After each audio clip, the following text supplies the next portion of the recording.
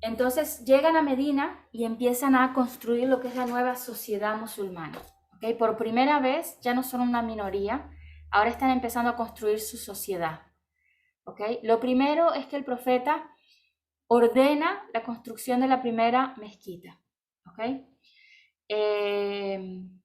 El primer trabajo que emprendió el profeta cuando llegó a Medina fue la construcción de una mezquita en el lugar donde se había arrodillado la camella. El terreno, el cual pertenecía a 2 huérfanos, fue comprado para comida.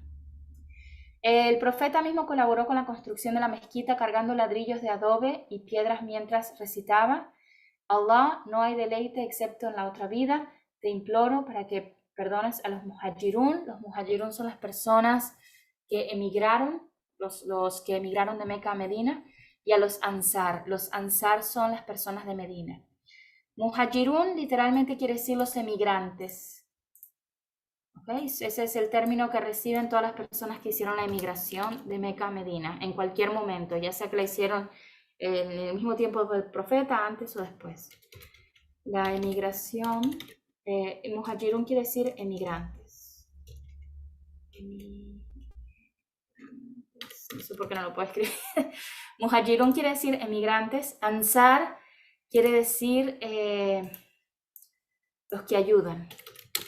Y ese fue el término que recibieron todos los musulmanes de Medina. ¿Okay? Entonces el profeta sallallahu alaihi wasallam hacía ese dúa que decía: Allah, te imploro que perdones a los emigrantes y a los que nos ayudaron en Medina. ¿Okay? Y si ven el nombre de algún sahaba que termina con el término muhajirun, ya saben, este era un muhajirun, este era originalmente de Meca y emigró a Medina. O si ven que termina con el término ansar o ansari, con una i al final, quiere decir es originalmente de Medina y aceptó el Islam. Había en este terreno palmeras, tumbas de los idólatras y ruinas. Se trasladaron las tumbas de los idólatras a otro lugar, se cortaron las palmeras y se niveló el suelo. La qibla, o sea, la dirección de hacer el salam, hasta ese momento todavía era en dirección a Jerusalén. ¿Okay? Acuérdense que la primer qibla, la primera dirección en la que rezaban los musulmanes, era hacia Jerusalén. ¿Okay? Entonces la qibla de la mezquita se hizo en dirección a Jerusalén. 2 vigas fueron puestas para sostener el techo. La mezquita era cuadrada, cada lado medía aproximadamente 90 metros, mirando hacia el norte, y tenía 3 entradas. Cerca estaban las habitaciones reservadas para la familia del profeta, que fueron construidas con piedras y ladrillos y un techo de hojas de palmera. Les muestro la foto en un minuto. Es como una maqueta que han hecho de cómo se veía la mezquita. El sector norte de la mezquita se destinó a un lugar para aquellos musulmanes que no poseían familia ni hogar, o sea, para las personas que lo que llamamos ahora los vagabundos, los que no tenían casa o familia, ¿okay? Las personas que viven ahora en la calle. El profeta sallallahu alaihi wasallam destinó un lugar en la mezquita para que ellos vivieran ahí. ¿Okay? El adán, o el llamado a la oración, fue iniciado en esta temprana etapa posterior a la emigración. La mezquita no era un espacio limitado únicamente para rezar, sino que también era un lugar donde los musulmanes se instruían sobre el Islam y su doctrina. Servía como un lugar de asamblea donde los conflictos eran solucionados. Era el cuartel central donde todos los asuntos de los musulmanes eran administrados, consultados y ejecutados.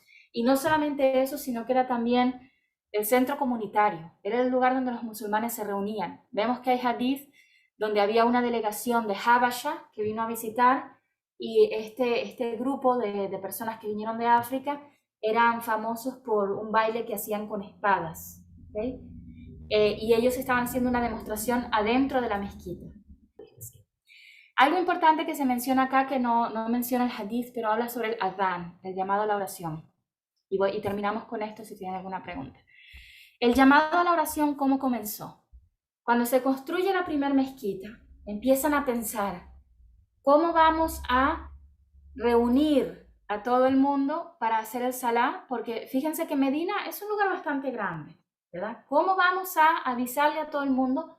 Es la hora de la oración para que atiendan a hacer el salá. Entonces tuvieron una reunión, lo que se llama una shura, una reunión, para discutir qué vamos a hacer, cómo vamos a llamar, ¿verdad? Una persona dijo, ¿por qué no hacemos como los judíos? Y agarramos una, ¿cómo se llama esto? Como un, como un tipo de trompeta, y la sonamos a la hora de hacer el salá. El profeta dijo, no, no me gustaría imitar lo que hacen los judíos. Otro dice, ¿por qué no ponemos una campana como hacen los cristianos para llamar a la hora del rezo? El profeta dijo, no, no me gustaría imitar lo que hacen los cristianos.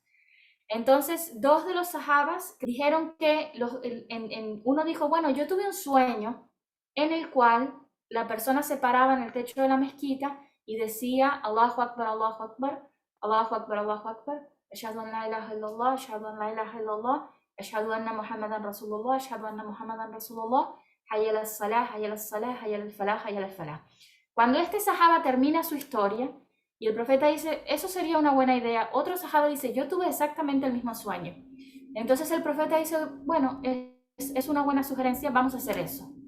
El profeta le dice a Bilal, Bilal era este esclavo africano que había sido liberado por Abu Bakr en Meca. El profeta le dice a Bilal, que tenía la voz fuerte y una voz hermosa, que se pare en el techo de la mezquita y haga el primer adán, el primer llamado a la oración. A partir de ahí, Bilal recibió el apodo de el Mu'adhin del profeta. Mu'adhin quiere decir la persona que hace el adán. ¿Okay? La persona que hace el adán es el Mu'adhin. Y Bilal recibió el término el Mu'adhin del profeta. El profeta le encantaba escuchar a Bilal decir el adán, no solamente por la fuerza de su voz, sino por la belleza de la recitación. ¿Okay? Entonces, había dos o tres sahabas que a veces hacían el llamado a la oración, pero el único que recibió el término el muadhin del profeta fue Bilal. Y tras la muerte del profeta, sallallahu alaihi wasallam, muchos años más tarde, Bilal nunca más hizo el adán, lo dejó de hacer.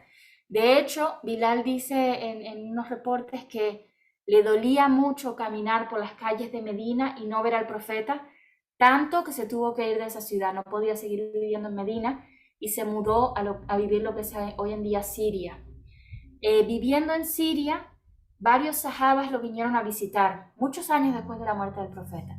Varios sahabas lo vinieron a visitar y le dijeron, por favor, Bilal, haz el adán para que nos acordemos de aquellos tiempos cuando el profeta estaba vivo. Y lo convencen y Bilal comienza a hacer el adán. Después de recitar los dos primeros versos, Bilal comienza a llorar y todos los sahabas comienzan a llorar y Bilal no lo pudo terminar. O sea que Bilal nunca más hizo el adán después de la muerte del profeta porque le hacía acordar mucho al profeta y por su amor al profeta él no pudo seguir. Entonces por eso él recibe el término el muadhin del profeta. ¿Okay?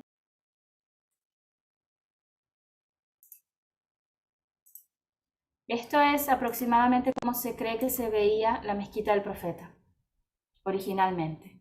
Entonces era cuadrada, primero que nada. Segundo, no todo tenía techo y estaba cubierto como con hojas de palma arriba.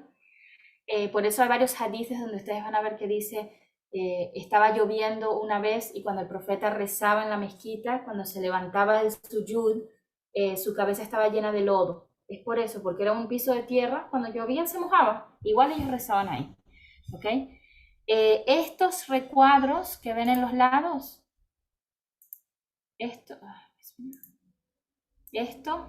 y esto son las casas de Aisha y Sauda, que eran las dos mujeres que estaban casadas con el profeta en ese momento.